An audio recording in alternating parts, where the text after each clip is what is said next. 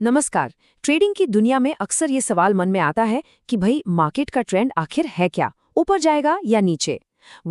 आज हम एक ऐसे ही पावरफुल टूल की बात करने वाले हैं, सुपर ट्रेंड इंडिकेटर। चलिए देखते हैं कि ये टूल ट्रेडिंग के गेम को कैसे बदल सकता है। तो आज का हमारा सफर कैसा रहेगा?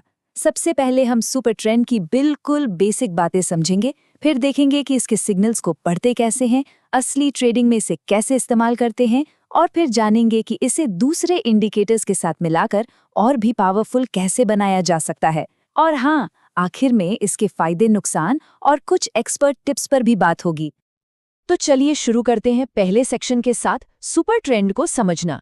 आखिर ये वो कौन से बड़े सवाल हैं जिनका जवाब एक ट्रेडर को चाहिए होता है, और ये टूल कैसे मदद करता है। मार्केट का ट्रेंड ऊपर की तरफ है या नीचे की? सही समय क्या है खरीदने का और कब बेचना चाहिए? देखिए, यही वो बुनियादी सवाल हैं जो हर ट्रेडर के दिमाग में घूमते रहते हैं, और सुपर ट्रेंड इंडिकेटर को बनाया ही इसलिए गया है कि वो इन मुश्किल सवालों के सीधे और साफ जवाब दे सके। तो ये सुपर ट्रेंड आखिर है क्या चीज़? देखिए, ये एक ट्रेंड फॉलोइंग इंडिकेटर है, मतलब ये मार्केट के ट्रेंड के साथ साथ चलता है। पर इसकी असली खासियत है इसका आधार, जो है एवरेज ट्रू रेंज यानी ATR।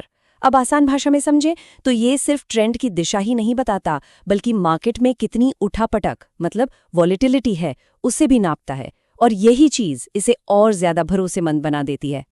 चलिए अब आते हैं सेक्शन 2 पर, इसके सिग्नल्स को कैसे पढ़ा जाए। इसकी सबसे अच्छी बात यह है कि इसकी भाषा बहुत ही सरल है, कोई भी देखकर समझ सकता है। इसे समझना ना एकदम बच्चों का खेल है। सोचिए, ये एक ट्रैफिक लाइट की तरह है। जब प्राइस लाइन के ऊपर है और लाइन का रंग हरा है, तो इसका मतलब है गो, यानी ये खरीदने का एक साफ संकेत है। और वहीं दूसरी तरफ जब प्राइस लाइन के नीचे चला जाए और लाइन लाल हो जाए, तो ये संकेत है स्टॉप, मतलब अब बेचने का समय आ गया है ना? एकदम सिंपल। ठीक है, अब थियोरी बहुत हो गई। अब चलते हैं सेक्शन 3 पर और देखते हैं कि असल में प्रैक्टिकल ट्रेडिंग में इस स्ट्रैटेजी को एक्शन में कैसे लाया जाए। किसी भी टूल के लिए सही सेटिंग्स चुनना बहुत जरूरी होता है। आमतौर पर इसकी डिफ़ॉल्ट सेटिंग 10 और 3 की होती है। यहाँ 10 है ATR पीरियड और 3 है मल्टीप्लायर, जो लाइन की सेंसिटिविटी को तय करता है।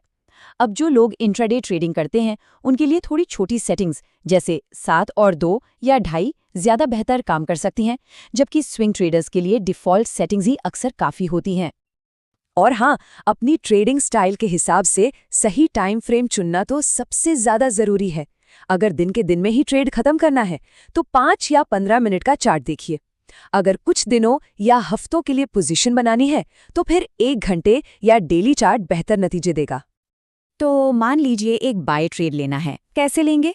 बस 3 आसान से स्टेप्स हैं। पहला, इंतजार कीजिए जब तक सुपर ट्रेंड लाइन हरी ना हो जाए।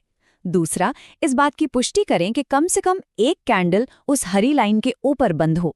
और तीसरा, अपने नुकसान को कंट्रोल में रखने के लिए अपना स्टॉप लॉस ठीक उसी हरी सुपर ट्रेंड लाइन पर लगा दीजिए। और यहीं पर सुपर ट्रेंड का एक और कमाल का फीचर सामने आता है। ये लाइन खुद ब खुद एक डायनामिक स्टॉप लॉस की तरह काम करती है। मतलब जैसे जैसे कीमत ऊपर जाती है, ये स्टॉप लॉस वाली लाइन भी उसके पीछे पीछे ऊपर जाती रहती है। इससे प्रॉफिट को लॉक करने में बहुत मदद मिलती है। ये तो एक तरह से ऑटोमेटिक प्रॉफिट प्रोटेक्शन हो गया। अब आते हैं सेक्शन 4 पर, द पावर कॉम्बो। देखिए, कोई भी इंडिकेटर अकेले परफेक्ट नहीं होता, तो जानते हैं कि सुपर ट्रेंड की एक्यूरेसी को दूसरे इंडिकेटर्स के साथ मिलाकर और कैसे बढ़ाया जा सकता है। एक बहुत बढ़िया कॉम्बिनेशन है RSI के साथ। RSI यानी रिलेटिव स्ट्रेंथ इंडेक्स, जो मोमेंटम बताता है। तो सोचिए, अगर सुपर ट्रेंड हरा सिग्नल दे रहा है और साथ ही RSI भी 50 के ऊपर है, तो ये एक बहुत ही मजबूत कन्फर्मेशन है कि अप ट्रेंड में वाकई दम है। एक और जबरदस्त जोड़ी बनती है मूविंग एवरेजेस के साथ।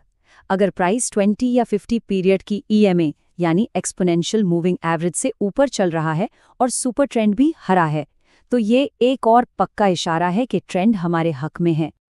और अब आखिरी सेक्शन, फायदे, नुकसान और प्रो टिप्स। किसी भी टूल को इस्तेमाल करने से पहले उसकी अच्छाई और बुराई दोनों को जानना बहुत जरूरी है। तो चलिए एक रियलिस्टिक नजरिया लेते हैं। तो इसके फायदे क्या क्या हैं? ये ट्रेंड को बहुत साफ साफ दिखाता है, बिगिनर्स के लिए बहुत आसान है, और जैसा हमने देखा, एक ऑटोमेटिक स्टॉप लॉस भी देता है। इससे इमोशनल होकर डर या लालच में फैसले लेने से बचने में मदद मिलती है। लेकिन इसकी कुछ कमियां भी हैं। ये साइडवेज मार्केट में, जब मार्केट एक दायरे में घूम रहा हो, तब झूठे सिग्नल दे सकता है और कभी-कभी किसी बड़ी खबर के आने पर थोड़ा देर से रिएक्ट कर सकता है। याद रखें, कोई भी टूल 100% परफेक्ट नहीं होता। और यहीं पर आता है सबसे ज़रूरी प्रो टिप, इसे चाहें तो कहीं लिख लें। सुपर ट्रेंड का इस्तेमाल साइडवेज मार्केट में कभी नहीं करना चाहिए। ये एक ट्रेंड फॉलोइंग टूल है, तो जाहिर है जब कोई ट्रेंड ही नहीं होगा तो ये हमें गलत रास्ते पर ले जा सकता है। और अंत में सब कुछ अनुशासन पर आकर टिकता है। एक सुनहरा नियम हमेशा याद रखना चाहिए, सिर्फ वही ट्रेड लें जहां मुनाफे की गुंजाइश नुकसान के जोखिम से कम दोगुनी हो।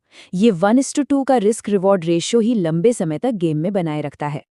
तो सवाल ये है कि क्या एक डिसिप्लिन्ड ट्रेडिंग स्ट्रैटेजी में सुपर ट्रेंड वो मिसिंग पीस हो सकता है जिसकी तलाश थी?